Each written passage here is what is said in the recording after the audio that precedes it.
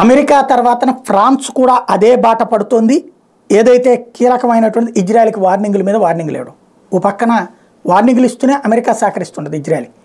ఏంటంటే బయట ప్రపంచానికి నాటకాలు, అంతకు మించి ఏం లేదు. తీవ్రవాదాన్ని ఎవడూ నెత్తిన పెట్టుకోలేడు. హమాస్ తీవ్రవాదులు, హెజ్బుల్లా తీవ్రవాదులు, లేకపోతే హౌతీ తీవ్రవాదులు, వీళ్ళు చేస్తున్న దుష్కృత్యం ఒక జాతి అంతం, నిజమైన జెనోసైడ్ చేయాలనుకుంటారు, యూత్ జాతిని అంతం చేయాలనుకుంటారు. తమ మధ్యలో ఇంకో జాతికి సంబంధించినటువంటి దేశం ఉండకూడదు అనుకుంటారు. అందుకనే 70 ఏళ్ల నుంచి దాన్ని నాశనం చేయడానికి కుట్రలు పన్నుతూనే ఉన్నారు. అలాంటి దశలో జరుగుతున్నటువంటి వ్యవహారం. ఇక్కడ ఇజ్రాయెల్కి అమెరికా వార్నింగ్ ఇచ్చింది ఇంతకుముందు, ఏది ఓ పక్కన సహకరిస్తూనే ఇప్పటికీ ఆయుధాలు ఇస్తుంది, డబ్బులు ఇస్తుంది, మళ్ళీ వార్నింగ్లు ఇస్తుంటుంది మిగతా ముస్లిం దేశాలని సాటిస్ఫై చేయడం కోసం. ఇప్పుడు ఫ్రాన్స్ కూడా అదే బాట పడుతుంది.